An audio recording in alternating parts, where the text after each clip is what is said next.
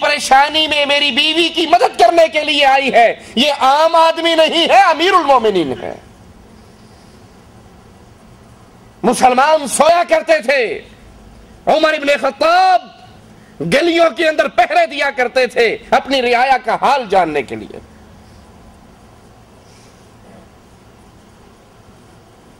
ایک گلی میں سے گزر رہے، کسی گھر سے ایک عورت کے چند اشعار پڑھنے کی آواز آتی ہے، جو یہ الفاظ کہہ رہی ہے کہ اگر مجھے اللہ کا ڈر نہ ہوتا تو آج میری چارپائی بھی ہل رہی ہوتی، میں بھی بدکاری کر رہی ہوتی، یہ اللہ کے ڈر کی وجہ سے میں اس گناہ سے رکی ہوئی ہوں۔ پتہ لگواتے ہیں کیا ماجرا ہے، اس نے یہ کیوں کہا ہے؟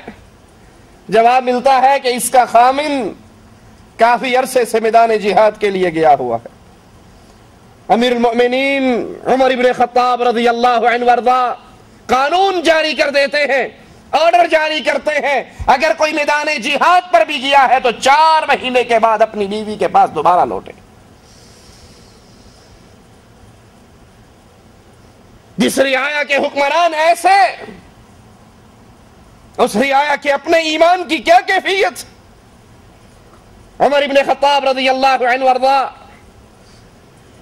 ایک گلی سے گزر رہے، صبح کا وقت قریب ہونے کو ہے، بڑھیا کہتی ہے اپنی بیٹی سے، اے بیٹی دودھ میں پانی ملا دے۔ وہ اس دور کی بڑھیا تھی جو اپنی بیٹی کو کہہ رہی ہے دودھ میں پانی ملا دے۔ آج کل ہمارے ہاں کیا کہتے ہیں؟ پانی میں دودھ ملا دے۔ خالص دودھ ملنا ناممکن نہیں تو بہت دشوار ضرور ہو چکا ہے، ملاوٹ اتنی زیادہ ہے۔ وہ بھی کہتی ہے بیٹی اس دودھ میں پانی ملا دے، وہ جواب میں کہتی ہے ماما آپ کو علم نہیں ہے، امیر المؤمنین عمر بن خطاب نے منع کیا ہے، میں وہ کام کیسے کروں جس سے مسلمانوں کا خلیفہ ہمیں روکتا ہے؟ جواب میں کہتی ہے بیٹی یہ ٹائم ایسا ہے، یہ وقت ایسا ہے، امیر المؤمنین تو اپنے محل میں آرام کر رہا ہوگا، سو رہا ہوگا، اس کو کیا پتہ لگے گا؟ وہ کوئی ہمارے دروازے پہ کھڑا پہرے دے رہا ہے، وہ ہمیں نہیں دیکھ رہا، تو پانی ملا دے۔ جواب میں کہتی ہے ماں اگر عمر نہیں دیکھ رہا، عمر کا رب تو دیکھ رہا ہے، اگر عمر نہیں دیکھ رہا اس کا اللہ دیکھ رہا ہے، جس کام سے منع کیا گیا ہے وہ کام میں نہیں کروں گی۔ ابن عمر رضی اللہ عنہما فرماتے ہیں حضرت عمر کے بارے میں کہ میرے بابا کو غصہ آتا، کسی پہ ناراض ہوتے تو کبھی ایسا نہیں ہوا کہ ان کے سامنے اللہ کا ذکر کیا جائے، قرآن کی آیات پڑھ دی جائے، اللہ کا ڈر اور اللہ کا خوف دلا دیا جائے اور میرے بابا عمر کا غصہ فوراً ختم نہ ہو جائے۔ اگر وہ غصے میں آتے اور امیر عمر کا غصہ اللہ کے دین کے لیے، ان کی غیرت اسلام کی غیرت تھی،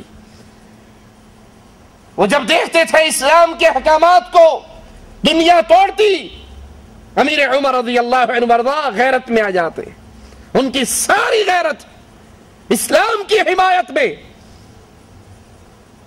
یہ ان کی غیرت ہی کا انداز تھا۔ انہوں نے کہا تھا یا رسول اللہ صلی اللہ علیہ وسلم یہ بدر کے قیدی آئے ہیں، ہم کفر اور اسلام کا مارکا لڑکے ہٹے ہیں، یہ بدر کا مارکا یہ کفر اور اسلام کا مارکا ہے، اب ان قیدیوں کو میرے حوالے کر دو، صدیق کے حوالے کر دو، ہم اپنے رشتہ داروں کو جو کفر پہ موجود ہیں ان کی گردنیں کاٹ کر یہ اعلان کر دیں ہماری محبت بھی اللہ کے لیے ہے، نفرت بھی اللہ کے لیے ہے۔ یہ ان کی غیرت تھی۔ ان کے بیٹے کہتے ہیں جب میرا بابا غصے میں آتا اور ان کے سامنے اللہ کا ذکر ہوتا، قرآن کی آیات پڑھی جاتی، اللہ کا خوف دلایا جاتا تو امیر عمر کا غصہ ختم ہو جاتا۔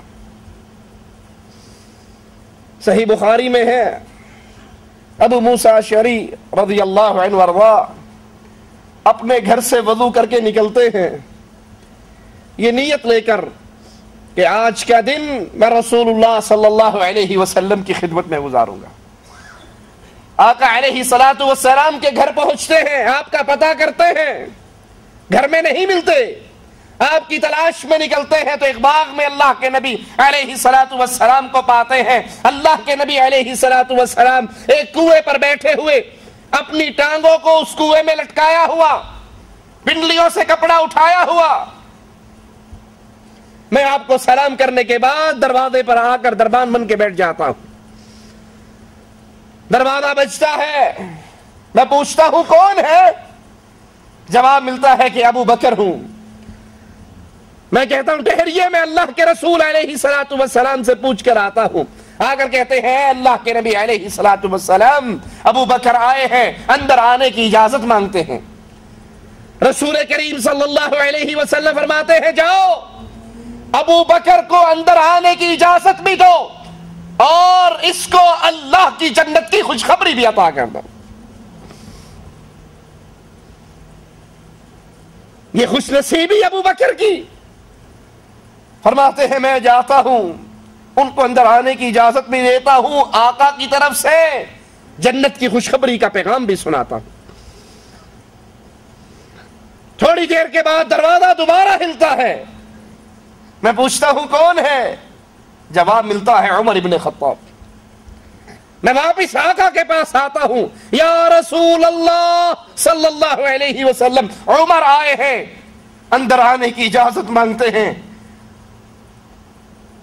اللہ کے نبی علیہ الصلوۃ والسلام فرماتے ہیں عمر کے پاس جاؤ، عمر کو اندر آنے کی اجازت دو اور اللہ کی جنت کی خوشخبری بھی عطا کر دو۔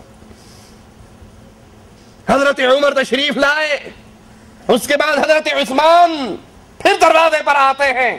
میں پوچھتا ہوں کون ہے؟ جواب ملتا ہے عثمان۔ نبی سے آ کر پوچھتا ہوں، آقا علیہ الصلوۃ والسلام فرماتے ہیں اندر آنے کی اجازت دو اور اللہ کی جنت کی خوشخبری عطا کرو۔ ابو بکر آئے، پھر عمر آئے، پھر عثمان آئے، اور تینوں کو اللہ کے رسول علیہ الصلوۃ والسلام نے دنیا کی زندگی میں چلتے پھرتے اللہ کی جنت کی خوشخبری عطا کر دی۔ ایک شخص آتا ہے رسول کریم صلی اللہ علیہ وسلم کے پاس اور پوچھتا ہے یا رسول اللہ صلی اللہ علیہ وسلم قیامت کب آئے گی؟ اللہ کے حبیب علیہ الصلوۃ والسلام پوچھتے ہیں قیامت کا سوال کرنے والے، تو نے قیامت کے لیے تیاری کیا کر رکھی ہے؟ وہ جواب میں کہتا ہے آقا کوئی خاص تیاری تو نہیں، ہاں ایک عمل میری گود میں، میری جھولی میں ہے، اور وہ عمل یہ ہے میں اللہ سے محبت کرتا ہوں، اس کے رسول سے محبت کرتا ہوں صلی اللہ علیہ وسلم۔ اللہ کے حبیب علیہ الصلوۃ والسلام فرماتے ہیں پھر خوش ہو جا، تو جس سے محبت کرتا ہے تو جنت میں اسی کا پڑوسی بنے گا۔ حضرت انس رضی اللہ عنہ وارضا جو اس حدیث کے راوی ہیں فرماتے ہیں اللہ کے نبی علیہ